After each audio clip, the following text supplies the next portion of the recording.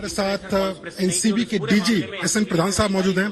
Sir, कौन से ground से जिसके बेसिस पे आप लोगों ने आर्यन खान के ऊपर जो चार्जेस थे उसको ड्रॉप किया? कोई व्यक्ति विशेष का नाम मैं नहीं लेना चाहूंगा। जिनके खिलाफ सबूत पुख्ता थे उनके खिलाफ चार्जशीट हुई, जिनके खिलाफ सबूत पुख्ता नहीं थे, जो इनिशियल इन्वेस्टिगेशन में जो इनपुट्स आए थे, एविडेंस आया था, वो पर्याप्त नहीं पाया गया और बाद में जो इन्वेस्टिगेशन हुआ उसके आधार पर जहां चार्जशीट के लायक सबूत थे उस पर कार्रवाई की गई, जहां नहीं थे उस पर कार्रवाई नहीं की गई। सर, शुरुआत में एनसीबी ने यह भी कहा था कि कुछ व्हाट्सएप चैट मिले हैं जिससे लगता है कि इंटरनेशनल ड्रग सिंडिकेट हो सकता है। आर्यन खान को लेकर भी बोला गया था कि उनके बारे में पता किया जाए क्या वो इस इंटरनेशनल ड्रग सिंडिकेट के पार्ट हैं या नहीं है। इस वक्त की सबसे बड़ी खबर इससे जुड़ती हुई देखिए, वानखेड़े पर कार्रवाई को लेकर सरकार का आदेश।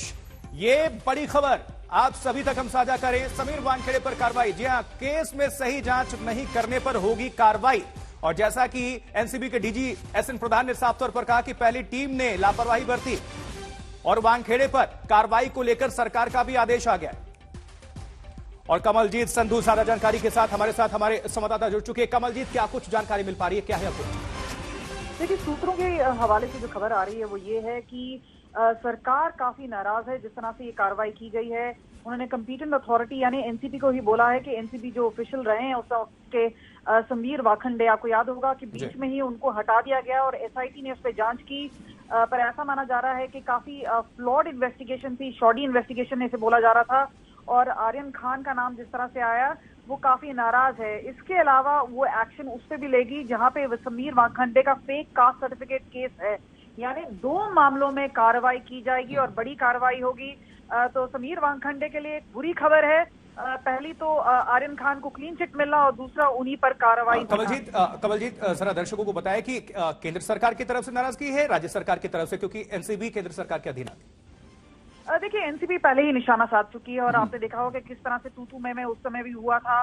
एनसीबी पे कई सवालिया निशान उठाए गए थे और कहा था कि ये केंद्र का निशाना लगाया जा रहा है। तो इस बीच में काफी बातें हुई हैं, लेकिन इसमें क्योंकि एनसीबी केंद्र सरकार के नीचे आती है, एनसीबी एमएचए के अंडर आती है, तो खास तौर पे इस तरह की लापरवाही केस में बरतना जाए, खास तौर पे हाई प्रोफाइल केस।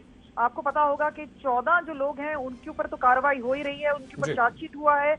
लेकिन खास तौर पे आर्यन खान का नाम, जो कि एक बड़ा नाम है, जिस तरह से अब लोग सवाल उठाएंगे कि ये क्यों सही से नहीं उठाया गया। और एक डैमेज कंट्रोल एनसीबी ने ये किया कि समीर वाखंडे को हटाया और उसके बाद एसआईटी की जांच की। और अब जो एसएन प्रधान खुद भी बोल रहे हैं कि हाँ जी इसमें हुई थी और उसके बाद एसआईटी ने प्रूव किया उसमें आर्यन खान का प्राइमा फेसी रोल नहीं पाया गया, उनके ऊपर से ड्रग्स बरामद नहीं हुए हैं। और कमलजीत, बहुत सारे सवाल उठ रहे हैं। कमलजीत, बहुत सारे सवाल उठ रहे हैं और उसके तहत जो कार्रवाई होगी कि किस तरह से 26 दिन उन्होंने जेल में बताए हैं, कौन इसके पीछे जिम्मेदार है और कौन जिम्मेदार है कि ये फ्लॉड इन्वेस्टिगेशन हुआ। तो हेड्स विल रोल, ये एक सिग्नल है स्पेसिफिकली।